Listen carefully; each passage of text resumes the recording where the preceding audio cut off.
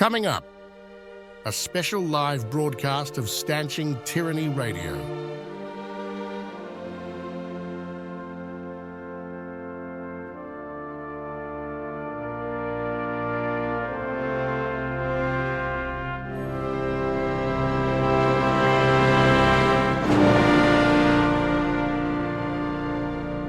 Here are the hosts of Stanching Tyranny, Jim and Jeff Stanch. Broadcasting from the spacious KSBF studio in Bonner's Ferry, Idaho. Welcome to Stanching Tyranny Radio.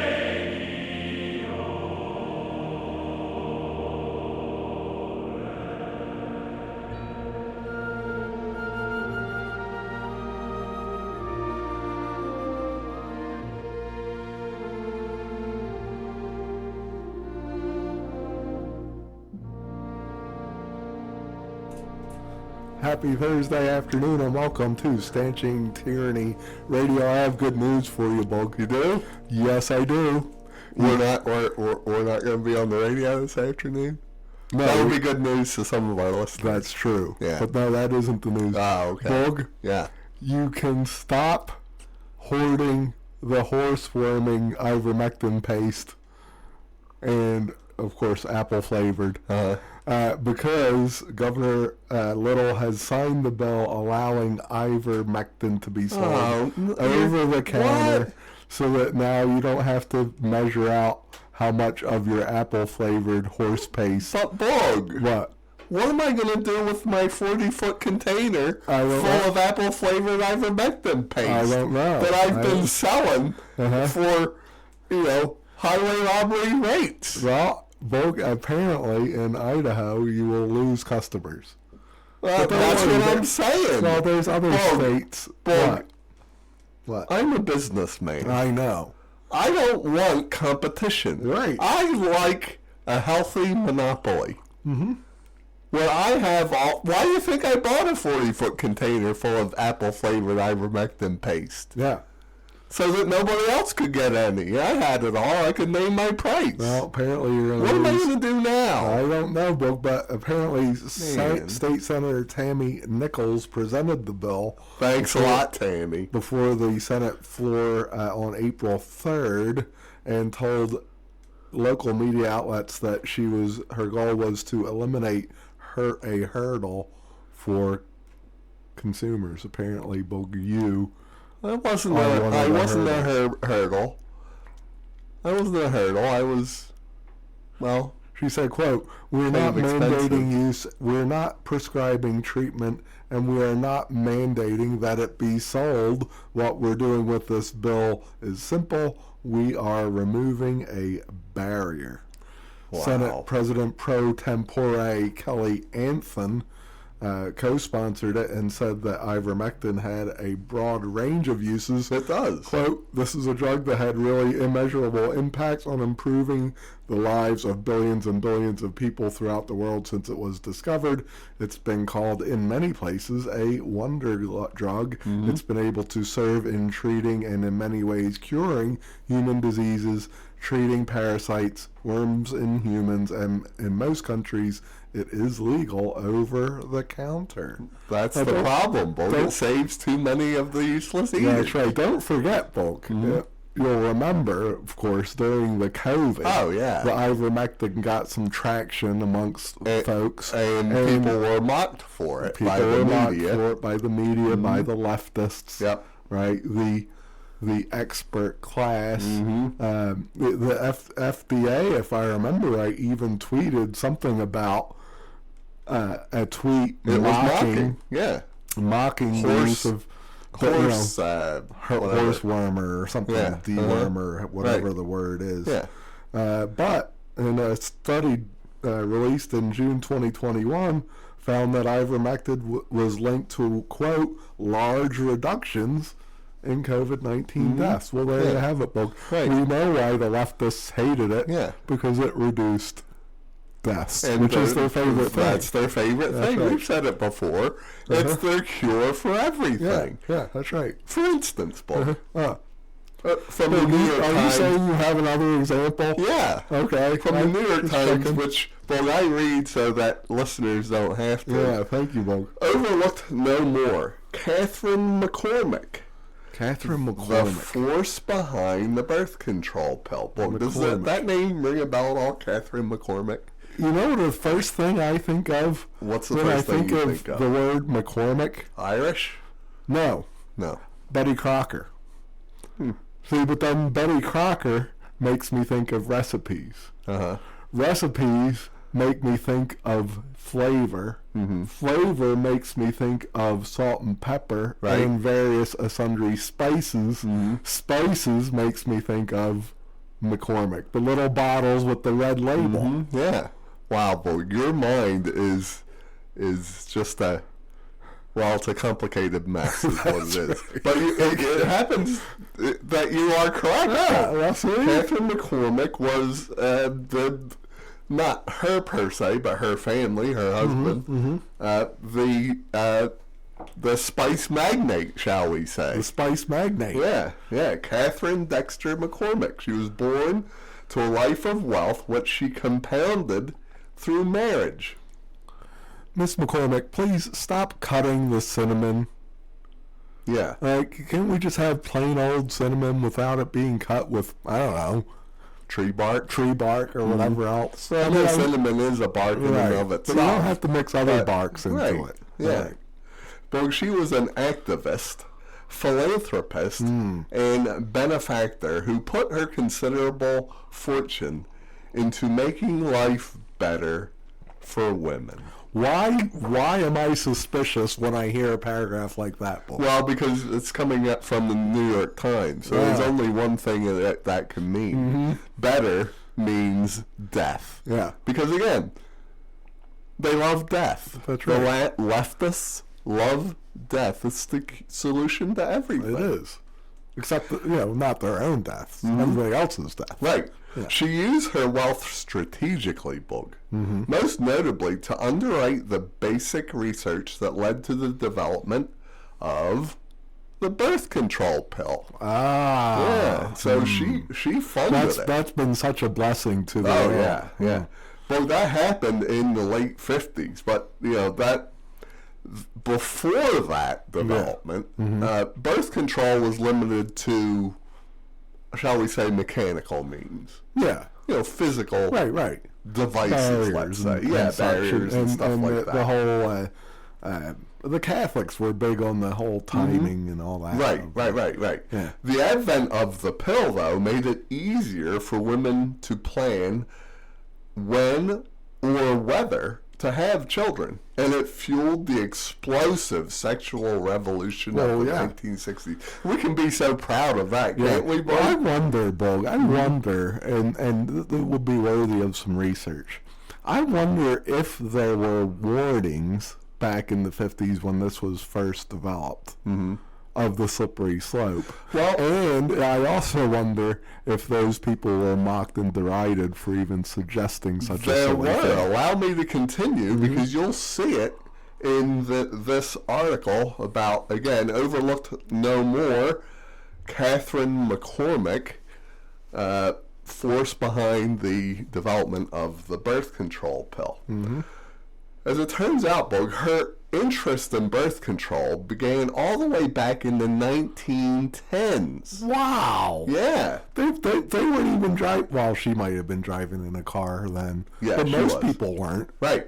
It was then that she learned about Margaret Sanger. The feminist leader who had been jailed for opening the nation's first birth control clinic.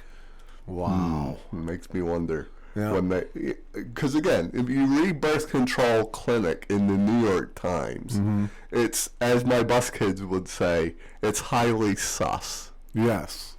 You know what I'm saying? You are always on top of the latest pop culture lingo. Yeah, I can't help it. The two met in 1917 and soon hatched an elaborate scheme to smuggle diaphragms into the United States. Did you know this, Boog?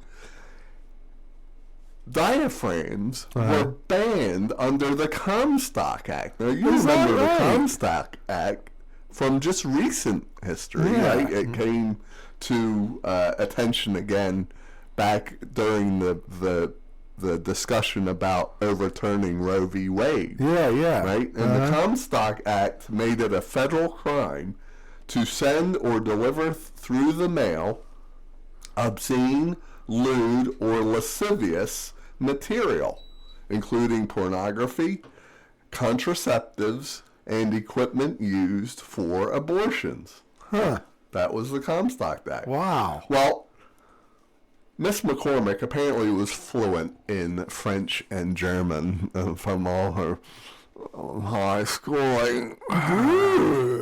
And she traveled to Europe quite often, Boog. Yeah, I'm sure. Now, here's the thing. They were commonly available in Europe. They're in wide use. Oh, no doubt.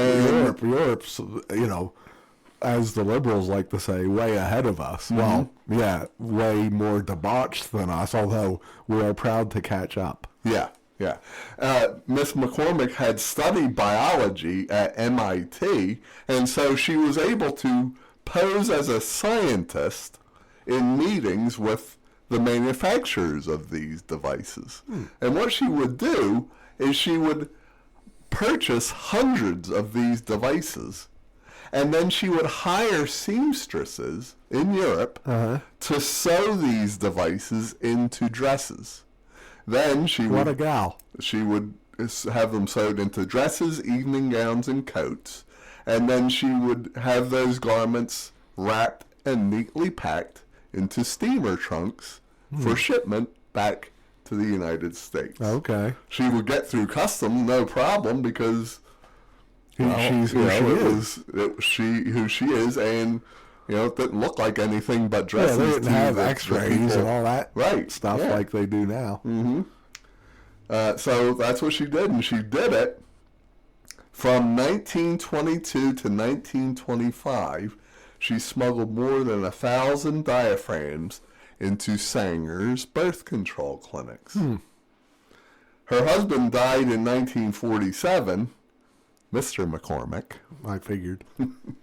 And so she inherited a considerable amount of money, and she asked Margaret Sanger for advice on how to put it to use. Oh, great.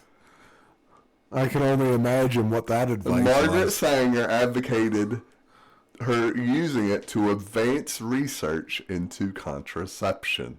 And in 1953, Sanger introduced Miss McCormick to Gregory Goodwin Pincus and Min-Chua Chang, researchers at the Worcester Foundation for Experimental Biology in Massachusetts, who were trying to develop a safe, reliable, or oral contraceptive.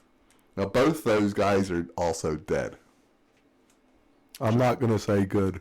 Yeah. That wouldn't be right. That's probably right. So she was funding this research to develop the pill. Ultimately, no more dry mustard from you, lady. That's right. Yeah. No more dry mustard. Or paprika. Forget it. The FDA approved the pill for birth control in 1960. Isn't that interesting? Yeah.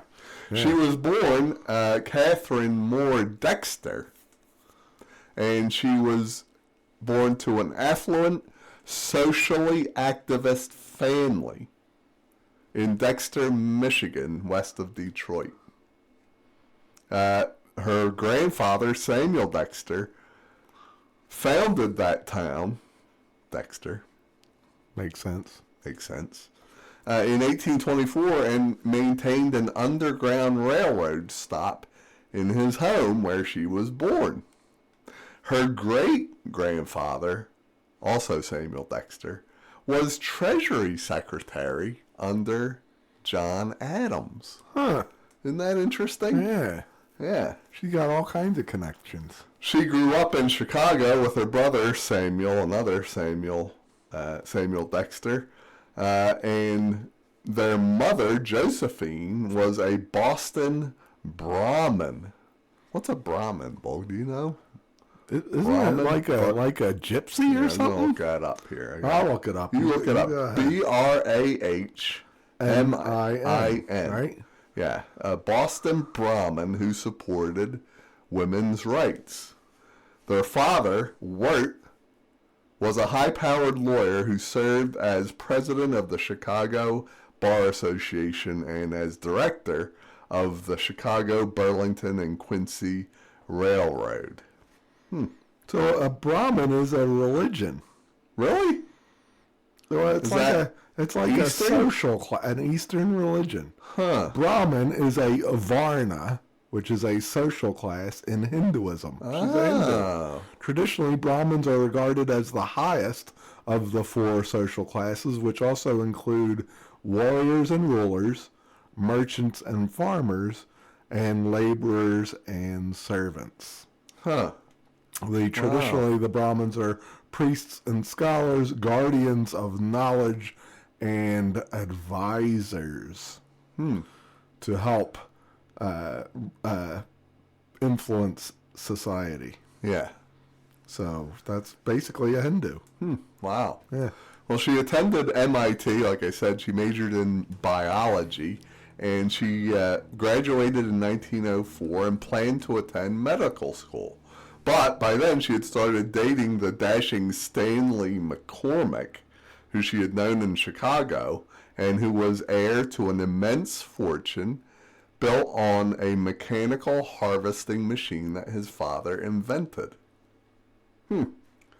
Matter of fact, he negotiated a merger that made the McCormicks a major owner of International Harvester.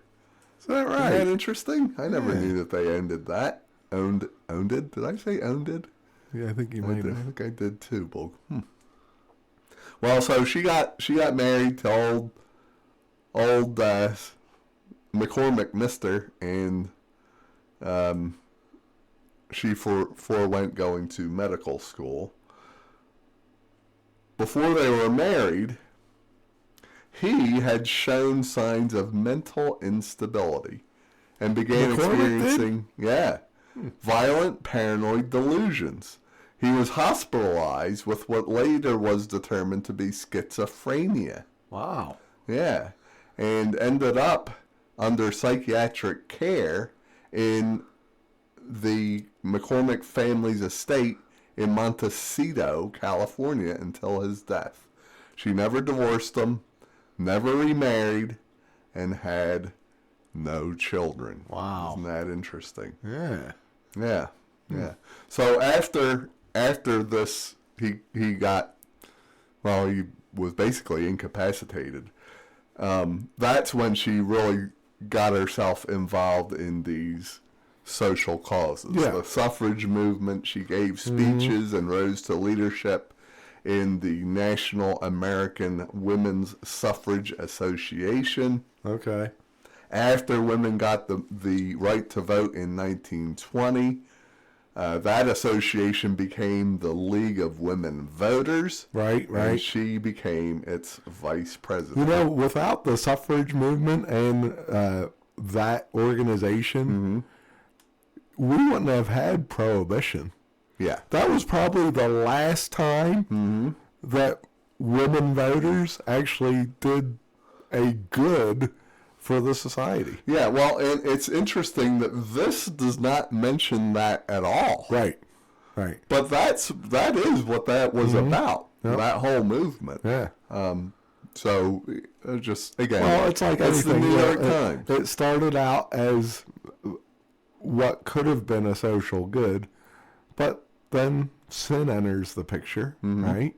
Yeah. And everything gets defiled and corrupted. And so it turns into what? Feminism. And then feminism latches on to what? Birth control, right? And then the next thing you know, men are putting on dresses, calling themselves Sally, and the feminists are waving the flag saying that they're women too. Yeah. Well, it's really interesting as you read this, Boog, to see the worldview, the Darwinistic, materialistic worldview shining through. Right. Because, keep in mind, her husband, Stanley, he's homebound. He's a nut, and he's being cared for by professionals there at their estate in Mendocino, California. And she's got time to pursue these other pursuits. She doesn't have kids. No kids. But one of the good things that she decided to do was found what was called the Neuroendocrine Research Foundation at Harvard Medical School.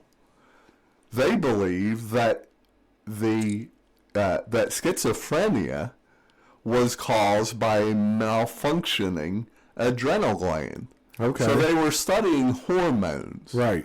Because, again, look at the worldview. What's the worldview? Well, that everything has a material naturalist cause that drives an effect. It's not a spiritual issue. Right. It's a material issue. Yeah. If we could just get the hormones right, we could fix old Stan. And let's not forget, in the late 1800s, that's when we have the German school of textual criticism and the idea that the Pentateuch is basically made up. It's Moses didn't really write it. It's not history. It's myth. It's myth, and look at what we can do via looking at things through a natural worldview, right? It was the worldview that said this couldn't have been God. Right. It had to be just mere men. Yeah. And their imaginations and their inclinations and look how it really ties into everything. Because during this period we have the development of the expert class, which we're still suffering from today. Oh, absolutely. But who was president back in the early 1900s? Woodrow Wilson.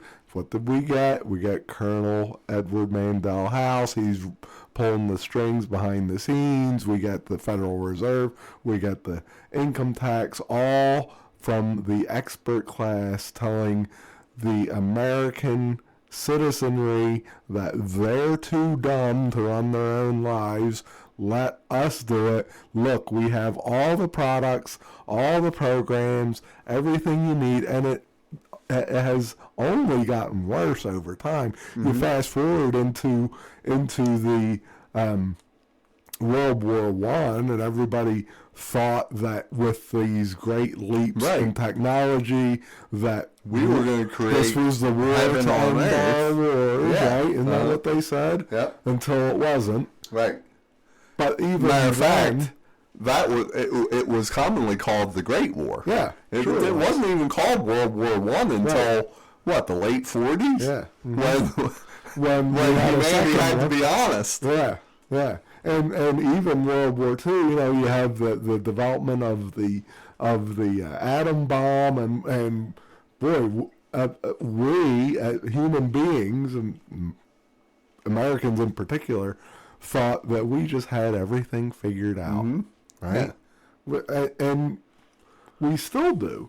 If we could split the atom bug, we could do anything. Right. And we still suffer from that mindset. And we're not here on Stanching Tyranny saying that technology is bad. No. But what we are saying is that it's a very humanistic worldview, given the idea that we can solve all the world's problems through experts, through education, through science, you name it. Yeah. And it's false. It's a false religion is what it is. And so was the worldview of Catherine McCormick. She started off with a good thing, this study. Yeah. The understanding of hormones and how they work. Now, her worldview caused her to approach it from a bad position, right? Right. Also, in pursuing that study, she came to realize that hormones can be useful for keeping women from getting pregnant. Right. And so she provided funding for 20 years to study these hormones and what the different hormones do to the human body. Sure. I didn't have a chance to read it, but I got the links to the main researchers, the ones I mentioned. Yeah, Dr. Chang. Dr. Chang and the other fella. Pincus. Yeah, you know where they did their a lot of their studies with the hormones? You know, injecting them and seeing what happens. Where? Like what state? You can say state or country, I was thinking, yeah. Oh, Germany? No. Dominican Republic and Is Haiti. that right? Yeah. Wow. Uh-huh. What do you hear when I tell you that, Boog? I hear... It's Margaret Sanger. Remember, she's in this, too. Well, Boog, I know what they thought. They thought, well, we'll experiment on these useless lesser people. Yeah. We'll inject the great unwashed. Right. And we'll see what happens. The same as injecting a monkey. And if it don't go well, so what? No big whoops. Yeah. We've never inject Catherine with those things. Or Margaret. Or Margaret, for that matter. For sure. So, again, she funded the development. They're doing the research. They're injecting people in Haiti and Dominican Republic with these hormones to see what would happen. And that led to the FDA approving not the abortion pill. Although, one of those guys came up with the morning after pill. No doubt. The abortion pill. No doubt. Anyway. Well, I mean, if you think about it, it's just the next obvious step, right? Yeah. It's the next obvious step. Yeah. Yeah. And interestingly, she died in 1967, died of a stroke, December 28th, 1967, at her home in Boston. And she was 92 years old. There was little notice of her death except for a short article in the Boston Globe. And that's what this article from the New York Times is bemoaning and wants to set straight. She should have been gotten all kinds of platitudes and flag waving. Yeah. Now, she didn't have any children again. Right. So she left her $5 million estate. That's when $5 million was real money. Sorry. The Planned Parenthood Federation. Ah, there we are.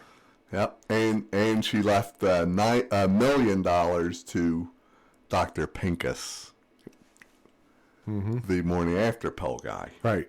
Yep. Right. So there you go. Yep. Well, that's let's not forget, right? These big moneyed class folks do not view humanity the same way that the great unwashed view humanity, right? Unless they're born again, of course. Yeah. But they don't. They view humanity as a great blight on the planet. Mm-hmm. And that if there were less, that would be good. That's why they come up with eugenics programs such as birth control, morning after pill. They experiment on people who they view as less than desirable. Look at the perversion of Kinsey and Dr. John Money. Yeah. Who they experimented on. They took advantage of a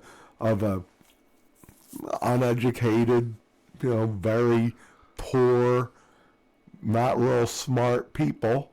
Mm-hmm. Took advantage of it so that they could do experiments on their children. And then we have universities today that treat those two as heroes. They treat Margaret Sanger as a hero.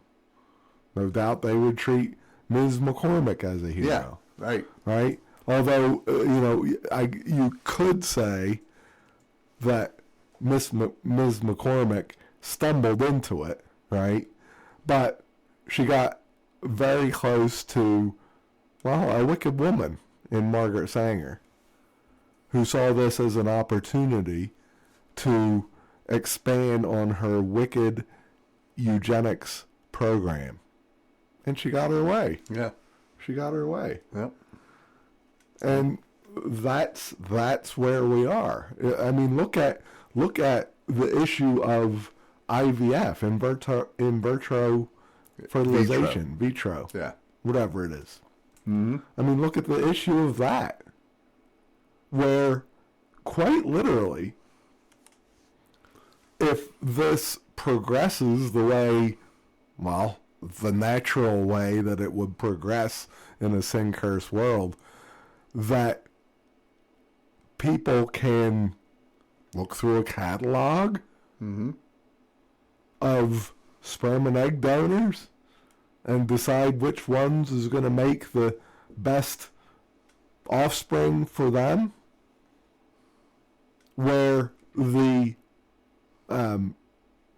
Procreation Act becomes simply for pleasure, and children are born by catalog and by ordering. Right. Right? Yeah.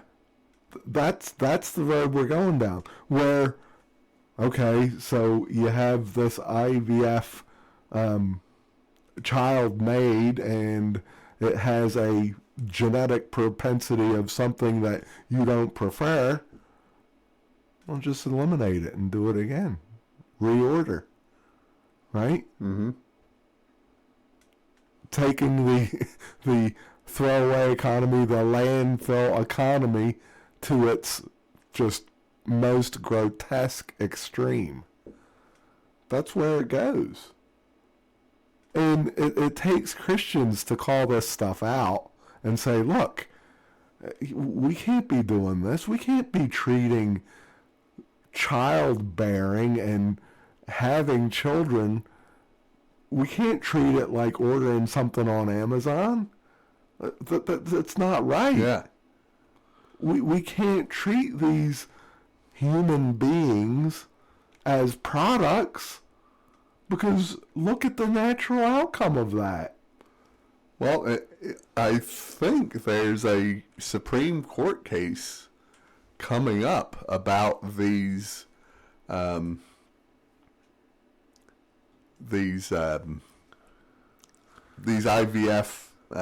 what do you call them? Embryos? Yeah, yeah. Whatever they have? Yeah. Because my understanding is they have to make a whole boatload of them. Right. Because, some of them die naturally, but a lot of them don't. And then they freeze them. From what I understand, the question before the Supreme Court is, what are they? Yeah. Are they property? Wow. Or are they people? Yeah, well, boy, that's gonna be interesting. That's problematic, yeah, really. I mean, exactly. Mm-hmm. Either way, it's problematic. Right. I mean, if they're people, it's not problematic. But well, I mean, they are people. Is what I mean is okay. Then what do you do? Right. Right. Then what do you do? Because if I don't know how many of those are in the system, shall we say? Yeah. There could be millions. It could be. So what do you do with these millions of people? Yeah. Uh-huh. Now, if they're property, if the court decides they're property, well, that's not good. Whoever owns them, right, can do what they want, right? Yeah. Yeah. And that's but troubling. But it's the thing I want to make sure that we emphasize is Christians need to be aware of these issues and speaking out about the morality of these issues. Right. Because the world isn't going to do it. The Margaret Sangers ain't going to do it. The Ms. McCormick and the Dr. Pincus and the Dr. Chang, they ain't going to do it. Nope. Matter of fact, most of what you'll hear from the materialist scientific class is that, oh, well, we have to advance this technology because if we don't, someone else will. Yeah. That famous argument. Right. The pragmatism. If we don't do it, somebody else is going to do it, and they're going to beat us to the punch, and they're going to have, more success than us.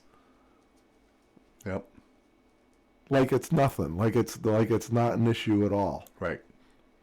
And that's why they teach these things the way they do in the universities, in the colleges, in these liberal arts curriculums, because that's the road they want to go down. That's the road they want to go down. Yeah. The road of death. As long as it's your death, and it's your choice to die, so-called choice, then you don't have any way to complain. If you're fortunate enough to make it to be born from your liberal mother's womb, and if you're fortunate enough to not make a bad decision about your quote-unquote gender. Right. And if you're fortunate enough to not, let's say, explore things that ought not to be explored, things like pornography and alcohol and drugs, whether it be marijuana or mushrooms or whatever.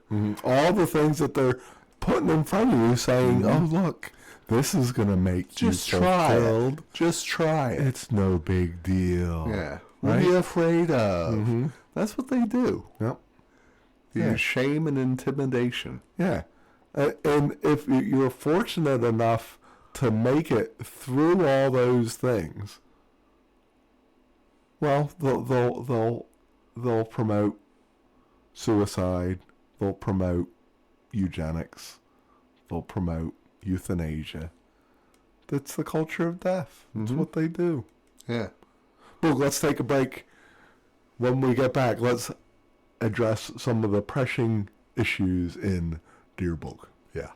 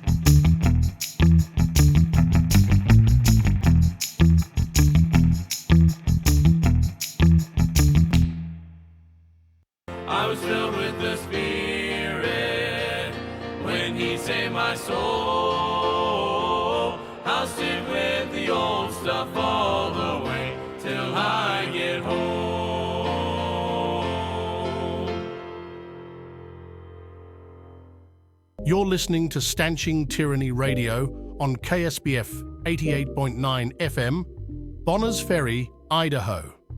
If you'd like to contact the show, you can leave your comments, praises, accolades, or other well-deserved laudatory words by calling 208-261-1105. Now back to the hosts of Stanching Tyranny, Jim and Jeff Stanch.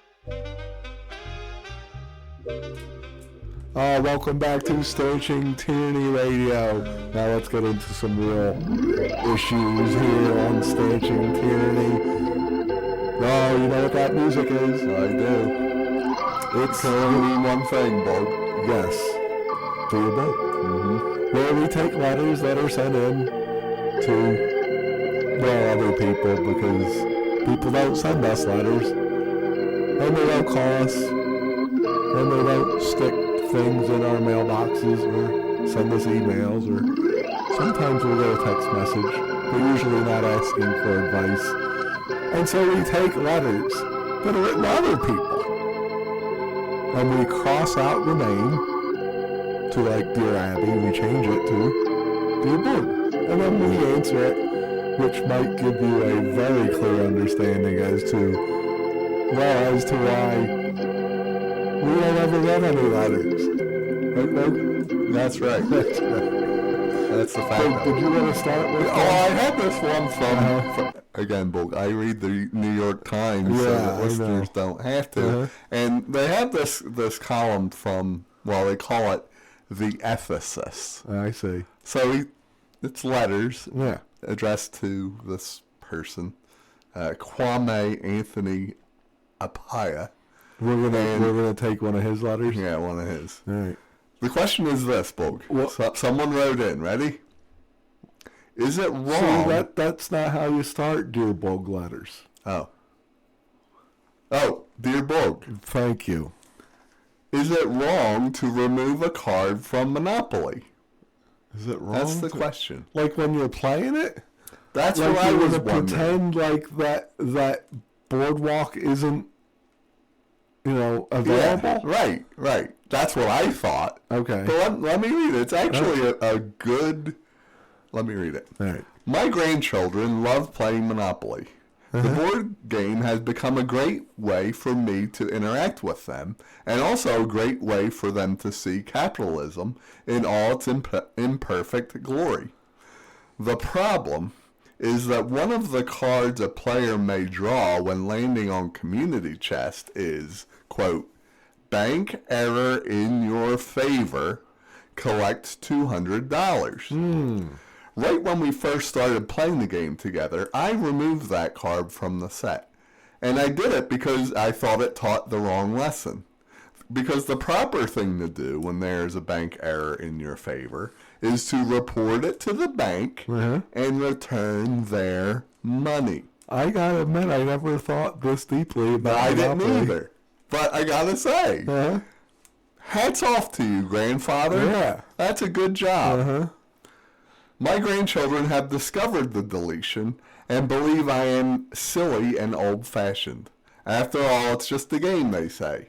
I stand by my belief that the card should not be in the game. We learn all kinds of lessons from gameplay, and ethical decision-making should not be dismissed so easily. How tightly should play reinforce ethical behavior? Is a game a place where you can and should live in a different ethical world?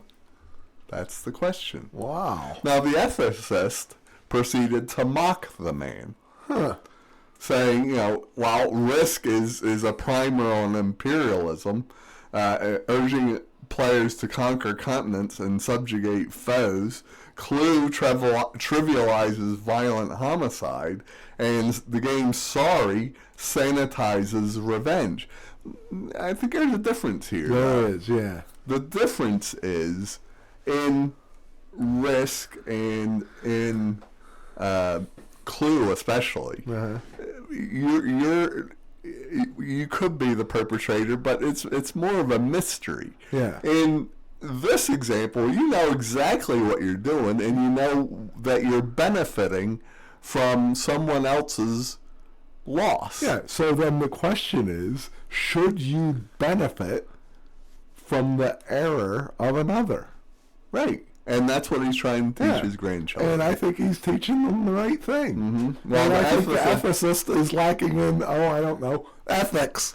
The ethicist proceeds to say, quote, if your grandkids are still willing to play with a sermonizing card snatcher, they must really love you. Wow.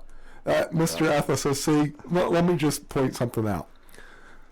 You're the reason why we have Dear Boog, okay? Because your advice that you give is hardly ethical. Yeah. And we say, good job, Grandpa. Yeah. Keep up the good work. That's right. Good job. Ethicist. You have... You're a pimp, you know that? Yeah. Dear Boog, I've been divorced for 13 years and have been dating Paul for the last 5 years. Paul is kind, helps with things around the house, and loves my friends and family. Wait. Can I say it? However. Well, not yet. Not okay. yet. All right, go ahead. I'll prompt you. Okay. We share many common interests and enjoy being together. We are now considering moving to the next step, marriage. We already live together. Boog? But Paul is not financially responsible. He helps pay the bills, and we alternate picking up the tab when we go out. I earn more than he does, which is no big deal, but I do not have retirement set up or great insurance. If we were married, it would help my insurance problems. The house and assets are in my name. Part of the reason for my divorce was my ex's inability to manage money, which got us into a world of debt. I don't want to go through that again. I'd love to marry Paul, but do not want to take on his financial debt. What's the right decision to make? Signed, Stuck on This in Wisconsin. Well, you're already living with the guy. Yeah, your letter is quite contradictory. Yeah. I mean, you're writing about advice for this relationship that really boils down to the money issue. Yeah. But you say in your letter it's not a big deal. Right. Well, if it wasn't a big deal, you wouldn't be writing the letter. So, therefore, it is actually a big deal. So you got to decide what's more important to you. Your money and your, having your stuff in your name and all that, or doing the right thing. Now, I'm not saying that marrying this guy is the right thing. What the right thing would be is not living with him. Right. That would be the right thing. So what Boog's saying here is, all right, if you're not going to marry him, then he shouldn't be living with you. Right. We understand it's your house, so you made that clear in your letter. So decide, and if you decide not to marry the man, he should move out. Right. And you should not be date having, or whatever, I guess. You shouldn't be having intimate relations with someone you're not married to. I'm just glad that there are no kids or anything. Well, yeah. From what I could tell anyway. Yeah. Dear Boog, when I was still working, I decided not to tell anyone about the second home we purchased in 2018 as a weekend getaway. I kept my mouth shut because I didn't want my boss to think I was rich and perhaps not give me a raise. I recently retired and keep in touch with many former colleagues. I feel bad that I never told them and continue not to share with them where I go with my husband on weekends. Should I fess up? If I tell them now, do I tell them I didn't trust that they wouldn't share the news with my boss? Although I didn't lie, I feel guilty for not sharing with them. What is your advice? Signed, Nervous in New Jersey. I don't get it. I don't either. I really don't get it. It's an odd letter. Yeah. It's odd. Here's what, and maybe I'm reading too much into it. Well, you gotta read something into it because it makes no sense. Maybe this lady really, really wants to be all kinds of braggadocious about her second home. Mm-hmm. And she's looking for someone to encourage that? Maybe.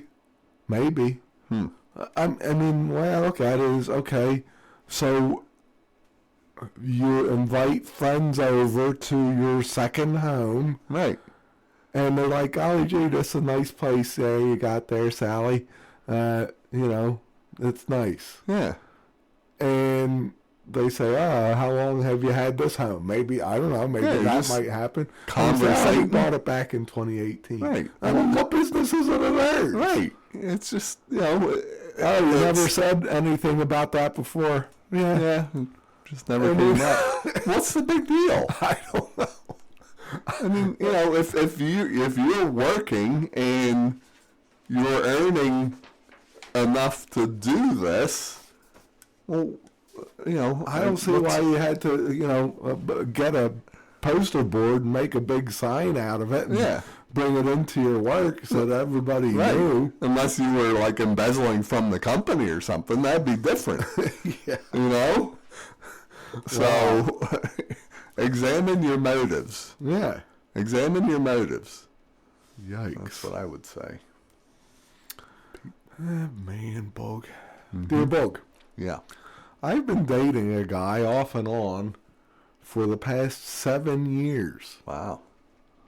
Giorgio is a wonderful person and will do just about anything for me. The problems are that he doesn't have much to offer, and he talks too much. Well, you've been going off and on for 7 years. Can't talk that much. He shares a great deal of our private business to family and friends, especially his mother. She'll ask him several questions about me and then make snide comments in return. I have... Ma. You're a pimp, you know that? I have spoken to him more than once about this, to no avail. Giorgio knows I don't want him, but I can't get rid of him. Any advice you can give me would be greatly appreciated. Signed, 7-year itch in Georgia. Because it's been 7 years. Yeah. I don't think Giorgio knows that you don't want him. Yeah, And something's I leaving. think you must be a real, what a gal who can think so lowly of a fella and yet still keep him around for 7 years. Yeah. Wow, you must be just up there, lady. I'm telling you. Yikes. So, any advice, Boog, for this lady? Yeah, leave poor Giorgio alone. Yeah, how about this? Get over yourself. Right. How about that? I mean, I have a feeling you're not quite the prize you think you are. Man, Boog, I tell you what. All right, here, Boog. We can help with marital issues. Okay. Dear Boog, my husband retired 3 weeks ago. Wow, that wasn't long before No. she's already writing in the Dear Boog after 3 weeks. And she's writing in the Dear Boog. That's not a good sign. That's not a good... Wow. Huh. Yeah. My husband retired 3 weeks ago, and he has been driving me crazy ever since. 3 weeks. Wow. 3 weeks. That's amazing. That's got to be a new record. Good job, mister. I'm a night owl, and he's known it since we met 10 years ago. Today, he told me he'd be playing golf with an old friend tomorrow at 8:30 a.m. at a course 45 minutes away and needed to get up at 6 a.m., so he's getting up late. Okay. Right. I asked if he could be extra quiet in the morning and use the guest bathroom to shower so he wouldn't wake me an hour early. He huffily put his towel and shampoo in the guest shower, stomped back to his easy chair, and plopped down heavily. When I asked him what was wrong, he said he was annoyed that he couldn't take his shower in our regular bathroom. I said I was annoyed that it would make me lose an hour of sleep before working an 8-hour day. He said, "Sorry you're annoyed, but I'm retired and things are changing." Wow. I never expected him to get up earlier in retirement. Is it asking too much that my routine and sleep schedule not be disrupted as long as I'm still working? After that, anything goes, but I still need the structure sign thrown in Massachusetts. Yeah. Well, I'll be honest. I don't think she's being unreasonable. Yeah, And if she's got to work, come on, buddy. You got nothing to do. Come on, now. You know?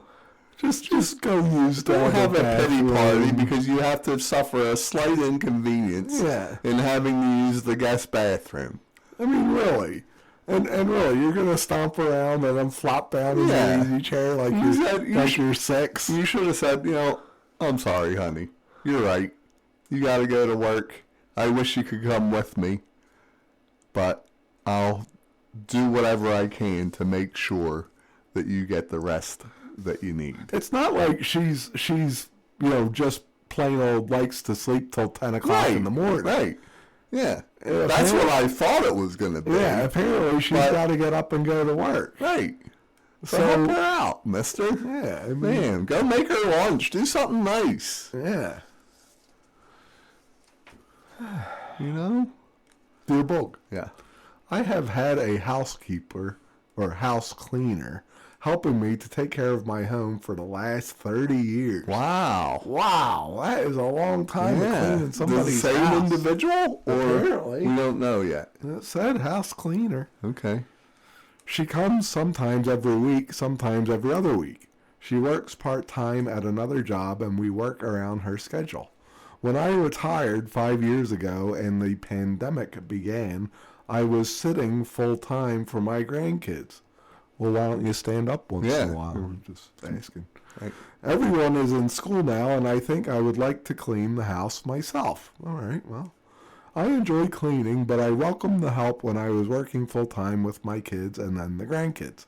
My house cleaner and I are friendly and visit when she's here. I'm wondering how to go about ending this relationship, as well as what I owe her for her loyalty and help. Signed, Cleaning House in Pennsylvania. Well, I mean, that's not that hard, and there's no reason why you still can't be friendly. And, if you feel bad about severing this relationship because, well, she probably, I don't know what you pay her and all, but she probably, needs the income or she wouldn't be doing it. But, at the same time, I'm sure there's other work you could do. It probably isn't a big deal. Well, but if you're friends after 30 years, which it sounds like you are, you can still be friends, right? Well, you take her out to lunch now and again or whatever. Right. You could give her, a month of pay that she would have normally earned from you. Right. If you've felt so do inclined. something nice for her. There's nothing wrong with that, but surely she don't expect to clean your house until you don't live no more or whatever. Just don't send her a text that says, "I don't need you anymore." Yeah, don't do that. Don't do that. Take her out to lunch or out to dinner or something like that, and treat her like you actually care about her. Like you said, that she's your friend. Do. Boog, 30 years is a long time. It is a long time. So do the right thing. Boog, let's remind listeners that we will not be on the air tomorrow morning. We have some driving to do this weekend, but we will be back Tuesday at 2 p.m. It's 3 o'clock. See you then. You are listening to KSBF 88.9 FM, a ministry of Bonners Ferry Baptist Church, located at 6892 Cody Street, here in Bonners Ferry, Idaho. If you would like to know more about KSBF, you can reach us at 208-267-3746.